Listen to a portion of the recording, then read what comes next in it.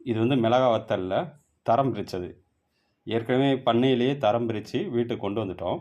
வீட்டுக்கு கொண்டு வந்த பிறகு கஸ்டமருக்கு அனுப்பிச்சி விடும்போது நம்ம எப்படி தரம் பிரித்து அனுப்பிச்சி விட்றோன்னு பாருங்கள். ஆந்திரா தேஜா ரகத்தில் எவ்வளோ மருந்து அடிப்பாங்கன்னு ஓரளவு உங்களுக்கு தெரியும். சரி, அதை விடுங்க. அது நம்ம பற்றி தனிப்பதிவில் கூட பார்த்துக்கலாம். இது வந்து நம்ம ஊர் வெரைட்டியில் பண்ணையில் 3 ரகமாக பிரித்த பிறகு நம்ம வீட்டுக்கு கொண்டு வந்த பிறகு அதிலிருந்து தரம் பிரித்தது. கஸ்டமருக்கு கொடுக்குற அன்னைக்கு கொடுக்கும்போது தரம் பிரித்து அனுப்பிச்சிடுறோம். இதில்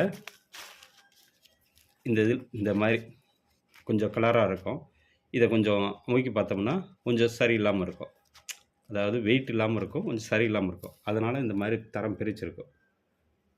இந்த மாதிரி தரம் பிரிச்சதை கஸ்டமருக்கு வந்து அனுப்பிச்சிடுறோம்.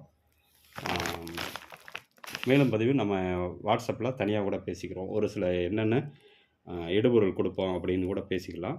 வெளியே என்ன இடுபொருள் கொடுப்பாங்கன்னா அது ஒரு சில விஷயமும் நம்ம இயற்கை விவசாயத்தில் ஜெயிக்கிறது கஷ்டமே. இருந்தாலும் மாற்றங்களை தேடி பயோ கண்ட்ரோல் முறையிலையும் பழைய காலத்து முறையிலையும் நிறைய மாற்றம் கொண்டு வரலாம்.